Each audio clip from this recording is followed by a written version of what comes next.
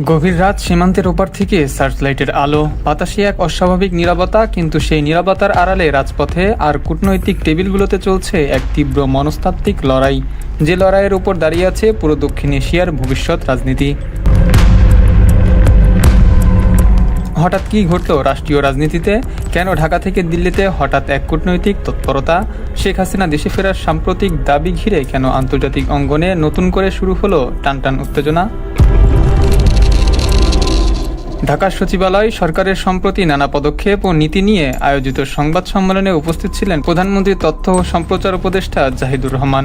সাংবাদিকদের প্রশ্ন ছিল, জুলাই গণ অভ্যুত্থানে ক্ষমতাচ্যুত ও ভারতের অবস্থানরত সাবেক প্রধানমন্ত্রী শেখ হাসিনার সাম্প্রতিক দেশে ফেরার ঘটনা নিয়ে সরকারের অবস্থান কী? উপদেষ্টার অত্যন্ত স্পষ্ট ও আত্মবিশ্বাসী কণ্ঠে বার্তা দিলেন। তিনি স্পষ্ট জানান, শেখ হাসিনা যদি দেশে ফিরতে চান তবে সরকার পুরোপুরি প্রস্তুত। উপদেষ্টা জাহিদুর রহমান আরও জানান, বাংলাদেশে পা রাখার সাথে সাথেই তাকে গ্রেফতার করা হবে।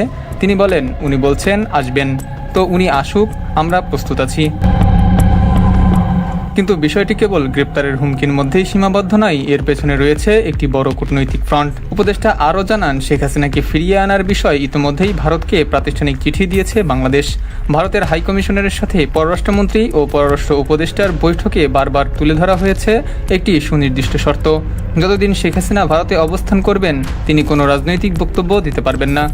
এমনকি ভারতীয় পার্লামেন্টে একটি অভ্যন্তরীণ কমিটির রিপোর্টে উল্লেখ করা হয়েছে, শেখ হাসিনাকে সেখানে রাজনৈতিক কর্মকাণ্ড পরিচালনার অনুমতি দেওয়া সঠিক হবে না। তথ্য উপদেষ্টা মনে করিয়ে দেন, দেশে বিচারিক প্রক্রিয়া স্বাধীনভাবে চলবে। শেখ হাসিনার জন্য ন্যায় বিচার নিশ্চিত করা হবে এবং আদালতে যে রায় দেবে তা মৃত্যুদণ্ড হোক কিংবা খালাস, সরকার তা মেনে নিতে প্রস্তুত। একই সাথে গণমাধ্যম তার কোনো বেআইনি বিবৃতি প্রচারের উপর আদালতের যে নিষেধাজ্ঞা রয়েছে অমান্য করলে আইনি ব্যবস্থা নেওয়ার হুঁশিয়ারিও দেওয়া হয়। ঘটনার গোড়াপত্তর 2024 সালে ছাত্র জনতার অভ্যুত্থান পূর্ব জুলাই গণ অভ্যুত্থানে সেই সময় তীব্র গণ আন্দোলনের মুখে সাবেক প্রধানমন্ত্রী শেখ হাসিনা পদত্যাগ করে ভারতে আশ্রয় নিতে বাধ্য হন। পরবর্তী সময়ে বাংলাদেশে গঠিত হয় নতুন রাজনৈতিক নেতৃত্বাধীন সরকার। বর্তমান প্রধানমন্ত্রী তারেক রহমানের নেতৃত্বাধীন সরকার ক্ষমতার গ্রহণের পর থেকে দেশের ভিতরে আইন শৃঙ্খলা রক্ষা ও আন্তর্জাতিক অঙ্গনে কূটনৈতিক অবস্থান সুসংহত করার উপর জোর দিয়ে আসছে।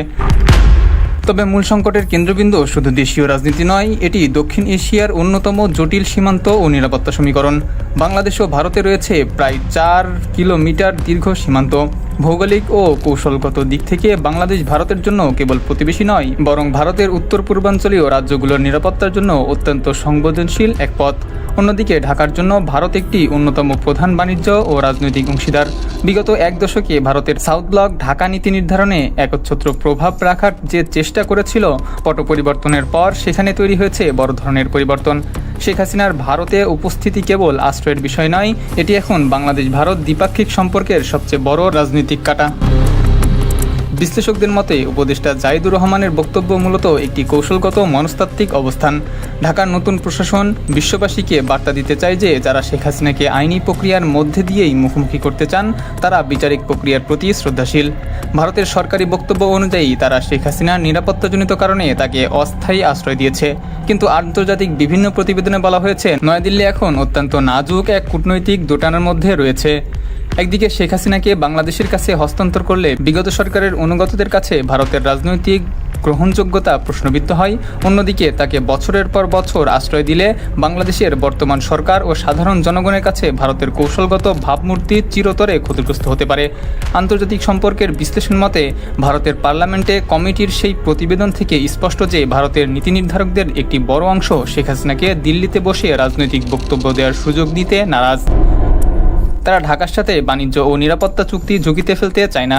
তবে এই রাজনৈতিক ও কূটনৈতিক সমীকরণের কোন কৌশলটি শেষ পর্যন্ত সফল হবে তার স্বাধীন কোনো পূর্ণাঙ্গ সত্যতা এখনও চূড়ান্তভাবে প্রতিষ্ঠা হয়নি। এই টানাপোড়েনের প্রভাব কেবল ঢাকা বা দিল্লিতেই সীমাবদ্ধ নেই, এটি প্রভাব ফেলেছে পুরো মহাদেশীয় রাজনীতিতে। শেখ হাসিনার আইনি বিচার সম্পন্ন করা এবং আইনি প্রক্রিয়া বজায় রাখা বর্তমান সরকারের রাজনৈতিক বৈধতা ও জনআস্থার জন্য সবচেয়ে বড় পরীক্ষা। আইনের শাসন প্রতিষ্ঠা করা না গেলে অভ্যন্তরীণ রাজনীতিতে নতুন অস্থিরতা তৈরি হতে পারে। নয়াদিল্লির জন্য এটি একটি বড় পরীক্ষা। বাংলাদেশের নতুন প্রশাসনের সাথে যদি ভারতের দ্বিপাক্ষিক সম্পর্কের বড় ধরনের টানাপোড়েন সৃষ্টি হয় তবে ভারতের উত্তর পূর্বাঞ্চলীয় নিরাপত্তা এবং ট্রানজিট সুবিধা নতুন করে ঝুঁকিতে পড়তে পারে। বেইজিং এই পুরো পরিস্থিতিতে অত্যন্ত সূক্ষ্ম নজর রাখছে। ঢাকা দিল্লি সম্পর্কের মধ্যে যে কোনো দূরত্ব তৈরি হলে চীন বাংলাদেশে তাদের অর্থনৈতিক ও কূটনৈতিক আধিপত্য আরও বাড়াতে সচেষ্ট হতে পারে। অন্যদিকে ওয়াশিংটন নজর রাখছে মানবাধিকার এবং সুষ্ঠু বিচার ব্যবস্থার উপর। যুক্তরাষ্ট্র চায় বাংলাদেশের গণতান্ত্রিক রূপান্তর বজায় থাকুক এবং কোনো ধরনের চরমপন্থা যেন নতুন করে মাথাচাড়া দিয়ে না ওঠে। আগামী কয়েক মাসে কোন পথে এগোতে পারে পরিস্থিতি, কৌশলবিদরা তিনটি সম্ভাব্য দৃশ্যপট বা সিনারিও তুলে ধরেছেন। বাংলাদেশ সরকার আন্তর্জাতিক অপরাধ ট্রাইব্যুনাল ও আদালতের রায়ের উপর ভিত্তি করে ভারতের সাথে থাকা বন্দি বিনিময় চুক্তির অধীনে শেখ হাসিনাকে আনুষ্ঠানিকভাবে ফেরত চাইবে। ভারতের ওপর আন্তর্জাতিক ও অভ্যন্তরীণ উভয় কূটনৈতিক চাপ বৃদ্ধি পাবে। ভারত যদি সরাসরি হস্তান্তরে অসম্মতি জানায় তবে সম্পর্কের চরম অবনতি এড়াতে নয়াদিল্লির মধ্যস্থতার মাধ্যমে শেখ হাসিনাকে তৃতীয় কোনো দেশে পাঠানোর কূটনৈতিক পথ বের করতে পারে।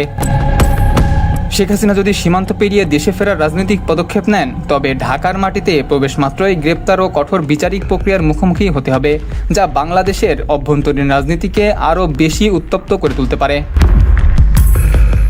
ঢাকার রাজপথ থেকে দিল্লি সাউথ ব্লক উভয় পক্ষই এখন সতর্ক। ঢাকা স্পষ্ট বার্তা দিয়ে দিয়েছে, বিচার এড়ানোর কোনো সুযোগ নেই এবং আইনের হাত সবার জন্য সমান। এই ঘটনার পর দক্ষিণ এশিয়ার ভূ রাজনীতির দাবার বোর্ডে কোন চালটি সবচেয়ে গুরুত্বপূর্ণ হয়ে উঠবে সেটি এখন দেখার বিষয়। News desk, BD news 26, Dhaka.